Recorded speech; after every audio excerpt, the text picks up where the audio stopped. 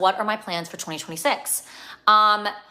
You know what? I am forming those plans currently, both musically and acting and producing. So, TBD, but man, this has been 2025 has been such a wild year because I have gotten to travel, which has been amazing. I've gotten to work on a really cool project.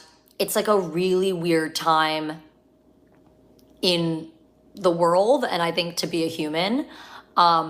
So I found myself this year like disconnecting a lot, which then I didn't love in some ways because I think it's important to connect a little bit in terms of knowing what's happening in the world. I'm all for disconnecting when you have to for your mental health, but for me personally, I hate the feeling of feeling out of touch. And I did feel like that happened to me a little bit this year.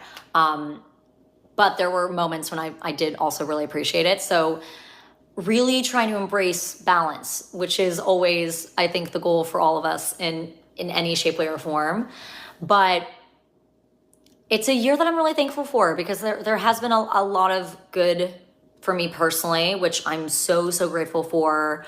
I think there's been a lot of growth for me personally, which again, I'm grateful for. I always think that's also kind of a weird thing to say because I'm like, I don't know if I know the level of my growth until after the fact. Like, I don't think you know where you've been until you can reflect on it from where you are. So maybe next year I'll be like, actually, I was in a crazy spot. I was not my best self.